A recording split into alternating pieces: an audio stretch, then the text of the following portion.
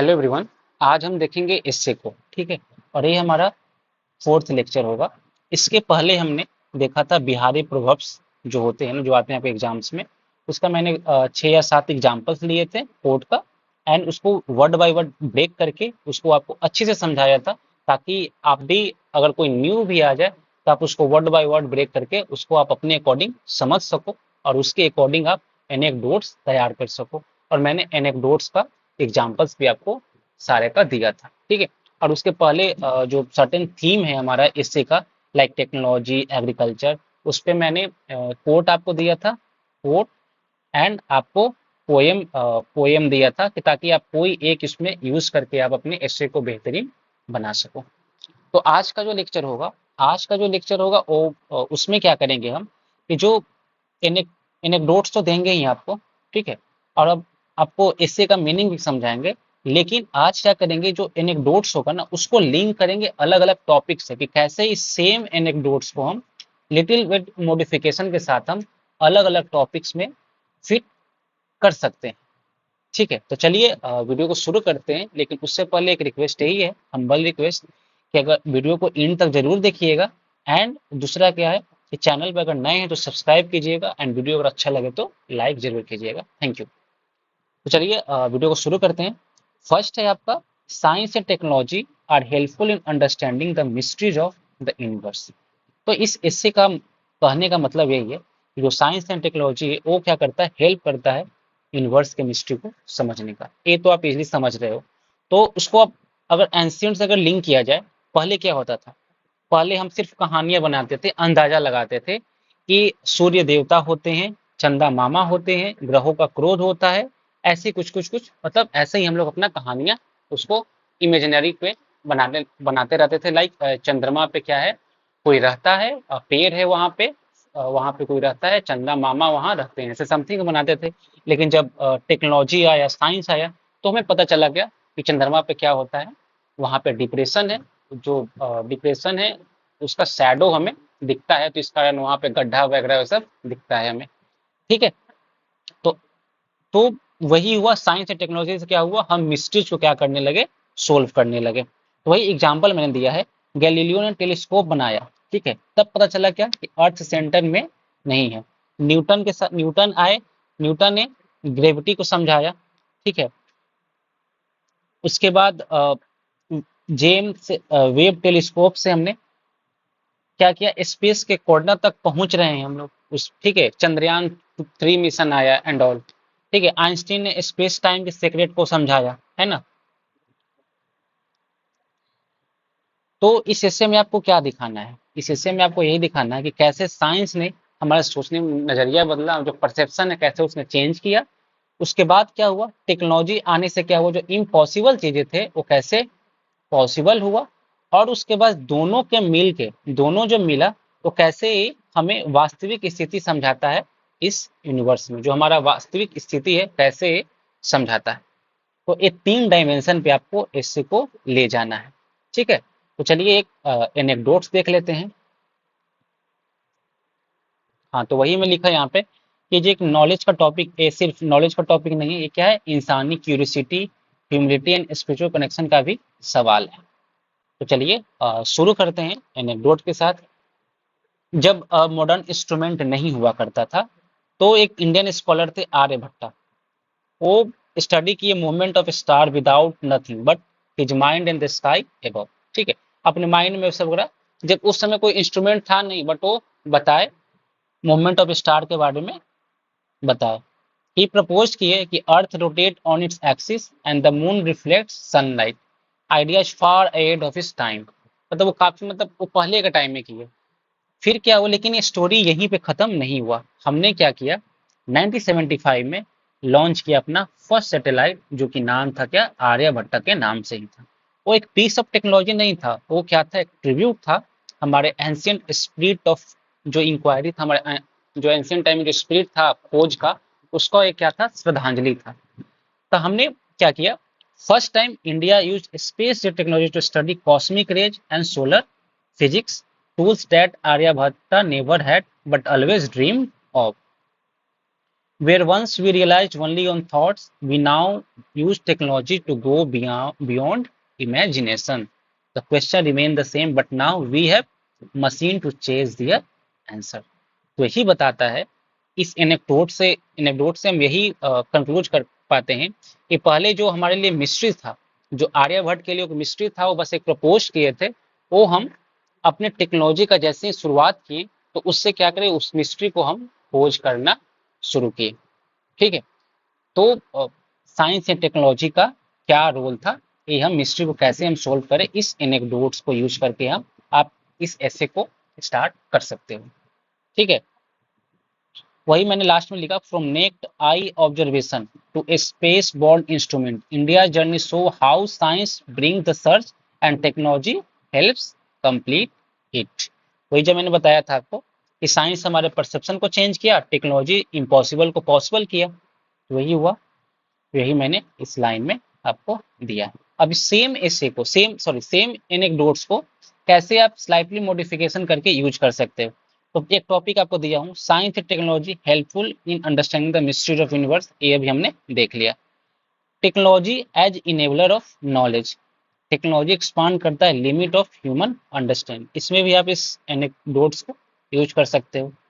उसके बाद progress is a journey from thought to action, Aryabhata ने थॉट देख किया, उसके बाद इसरो ने इसको, इस थॉट को क्या किया, एक्शन में लाया, है ना। हुआ एग्जांपल्स को तो अब यूज कर सकते हैं ना इस एनेक्डोट्स को।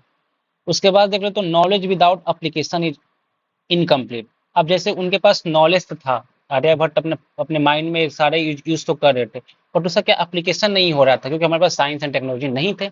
तो उसके बाद उसको, उस नॉलेज को हम साइंस एंड टेक्नोलॉजी के थ्रू यूज किए, उसके बाद अपनी मिस्ट्री तो था उसको सोल्व करने की कोशिश की, तो इसमें भी आप यूज कर सकते हो। अगेन देखो, India journey in space technology is a reflection of its civilisational strength, हाँ, इसमें भी आप यूज कर सकते हो। ठीक है। नेक्स्ट देख लेते हैं, improving the agriculture system can support the rural economy of the nation. तो इस ऐसे में सिर्फ यही है कि मैंने इस ऐसे को सिंपल लैंग्वेज में आपके कन्वीनियंस के लिए ब्रेक किया है। तो पहले क्या था, भारत एक एग्रीगेरियन कंट्री था, राइट, इसको समझते हैं। पहले क्या था, एग्रीगेरियन कंट्री तो अभी भी है, रूरल इकोनॉमी है ना, लेकिन एग्रीगेरियन कंट्री पहले था। लेकिन उस समय क्या था, उस समय क्या था कि खेती बाड़ी पे तो काफी ज्यादा लोग निर्भर थे, है ना। अभी 45 के अराउंड शायद, है ना, 45 के अराउंड है, लेकिन उस समय काफी ज्यादा लोग निर्भर थे। बट क्या था, उस समय क्या था, खेत खेत होना काफी नहीं था, आपके पास इनसफिशियंट थे सारा चीज, मतलब रिस्की होता था चीजें ना। उस समय आपका एग्रीकल्चर सिस्टम पूरा था, बढ़िया था ना, कोई आपके पास मैकेनाइज्ड सीड थे, कोई ग्रीन रिवॉल्यूशन भी नहीं आया था। हम्म? लेकिन फिर सवाल हुआ, फिर सवाल आया कि इस एग्रीकल्चर सिस्टम को हम कैसे सुधारें। तब आया क्या, ग्रीन रिवॉल्यूशन आया।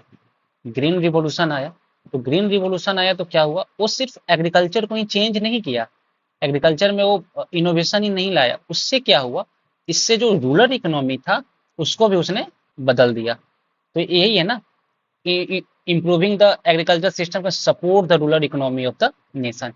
पहले क्या था, जो पहले जो खेती बुल्लॉक पार्ट से हुआ करता था, उसके बाद तो जब जैसे इनोवेशन आया तो क्या हुआ, ट्रैक्टर खरीद लिया हमने। पहले जो बच्चे थे तो सारे लोग क्या करते थे, एग्रीकल्चर में ही लगे रहते थे। लेकिन जब टेक्नोलॉजी आया एंड ऑल हुआ, मैकेनाइजेशन होना शुरू हुआ, तो उसके बाद क्या हुआ, बच्चे लोगों को क्या किया, डाइवर्ट किया गया स्कूल के तरफ, राइट। पहले उनको जो कच्चा कपड़ा का मकान था, अब उसको उनका क्या हुआ, टेक्नोलॉजी से उनका प्रोडक्टिविटी बढ़ने लगा, तो उससे क्या हुआ, उनका आर्थिक स्थिति सुधरा, तो हम कच्चा जो मकान था उससे हमने क्या किया, घर, अच्छे घर बनाना शुरू किए, है ना। जहाँ पे फिर उसके बाद जब जब आप सुखी संपन्न होने लगते हो, तो आपके पास चीजें अट्रैक्ट होना शुरू होता है ना। जब जब कोई गांव अगर रूरल इकोनॉमी सही हो रहा है, तो क्या करेगा, मार्केट भी अट्रैक्ट करेगा ना, मार्केट भी उसको अट्रैक्ट करेगा, तो इसके कारण क्या हुआ, शॉप्स खुलने लगा, वहां पे लोकल जॉब्स क्रिएट होने लगा, है ना। तो यही है, तो इससे क्या हुआ, एग्रीकल्चर में, एक एग्रीकल्चर के सुधार में, एक जो रूरल इकोनॉमिक था उसका क्या हुआ, सुधार होना शुरू हो गया। तो यही मैंने तो यही देखो यहाँ पे, तो इस एस्से में क्या करोगे, इस एस्से में तुम्हें क्या दिखाना है, कैसे एग्रीकल्चर सिस्टम में सुधार पॉसिबल है, कैसे उसका असर सिर्फ फार्म तक नहीं गांव के हर कोने तक पहुंचता है, और कैसे ये सुधार देश के इंक्लूसिव ग्रोथ के लिए जरूरी है। यानी अगर किसान सुधरेगा तो गांव सुधरेगा, और जब गांव सुधरेगा तो भारत सुधरेगा, डेट इज इंक्लूसिव ग्रोथ होगा।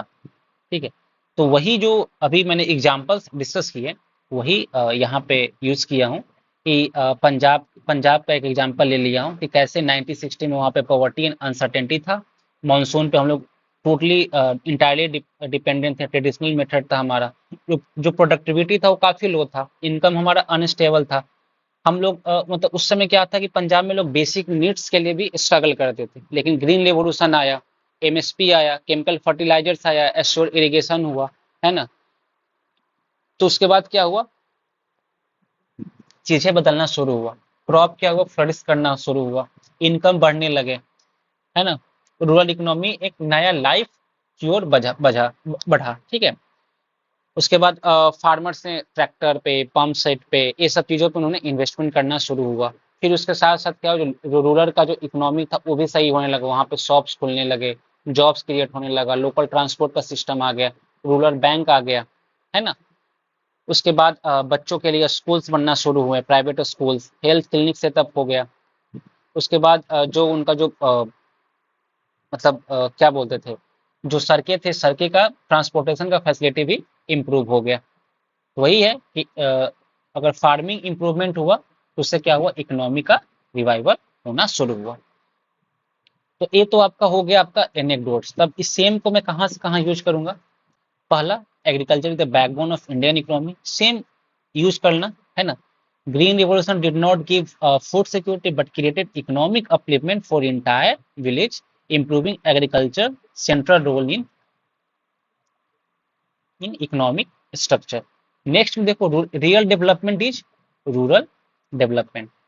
लिंक करना है, how improvement in agriculture brought infrastructure, education and health care to village so that rural progress begin with farm prosperity. Growth versus development का यहाँ पे अगर टॉपिक अगर आ जाता है तो show how economic growth in agriculture aided MSP led to holistic development, better quality of life, human capital, rural job growth became meaningful. अब यहाँ पे देखो, technology and innovation can transfer rural India. अब यहाँ पे कैसे करना, यहाँ पे एक लेयर ऐड करना, क्या mention green revolution as agri tech, है ना, एज अर्ली एग्री टेक्नोलॉजी वहाँ यूज हुआ, and how simple innovation change किया रूरल का, रूरल डेस्टिनी को कैसे, like H I V sorry, H I V नहीं, I am so sorry, H irrigation, ये सब का यूज होने लगा, तो कैसे सिंपल इनोवेशन का से रूरल का डेस्टिनी क्या हुआ, चेंज होने लगा। नेक्स्ट में देखो, inclusive growth is the key to national progress, again वहां पे यूज करना, so that when agriculture improve not just farmer but the entire rural ecosystem benefited, truly inclusive economic upliftment. वहां पे सेम एनेक्डोट्स को यहाँ पे भी यूज कर सकते हो। Livelihood security is essential for national security, again यहाँ देखो आर्ग्यू करना, rural stability which begins with secure agriculture prevent करता है distress migration, poverty and unrest, जो बूस्ट करेगा नेशनल इंटीग्रिटी को। The role of public policy in shaping lives, green revolution में accidental नहीं था, एक क्या था, पॉलिसी ही था ना, पॉलिसी हुआ जो एग्रीकल्चर को टारगेट किया, और वहां से क्या हुआ, चेंज होना शुरू हुआ, ताकि एक, और उसके बाद क्या हुआ, लोगों का जिंदगी संवरना शुरू हुआ, जो किसान थे, फार्मर्स का। उसके बाद एंड सो ऑन क्या हुआ, इकोनॉमिक में भी कंट्रीब्यूट करना शुरू हुआ वहां से, है ना। Self reliance is the key to true freedom, यहाँ पे भी आप यूज कर सकते हो। पहले हम इंपोर्ट करते थे, फिर हम एग्रीकल्चर शॉर्टेज था हमारा फूड का, फिर हम क्या हुआ, इंपोर्टर बन गए, एक्सपोर्टर बन गए। तो शॉर्टेज से क्या हुआ, शॉर्टेज से हम लोग सरप्लस में कन्वर्ट हुए, कैसे, ग्रीन रिवॉल्यूशन के थ्रू। ये भी यहाँ पे यूज कर सकते हो। Human development in more than GDP growth, यहाँ पे भी आप दिखाना, how farm income led to better education, health care, empowerment, not just economic number but life quality change in village. Next है, a small reform led to big transformation, green revolution जो begin हुआ था seed irrigation से, वो कैसे rural का entire economy के shape को चेंज कर दिया। तो ये सारा है। कल का टॉपिक अब एक और लेक्चर लाऊंगा, जो भी आपका जो थीम है ना, जितने जो थीम से बीपीएससी ने पीवाईक्यू में क्वेश्चन पूछा है, उस सारे थीम को भी ऐसे ही मैं एक ही लेक्चर या अगले 2 लेक्चर में उसको भी कंप्लीट कर दूंगा एग्जाम से पहले। ठीक है, तो मैं उम्मीद करता हूँ आपको वीडियो सही लगा होगा। तब तक के लिए थैंक यू। एंड टेलीग्राम पे ज्वाइन कर लेना, वहाँ पे पीडीएफ में डाल दूंगा थोड़ा कुछ मॉडिफिकेशन करके, आप उससे वहाँ से डाउनलोड करके उसको पढ़ सकते हो। All the best.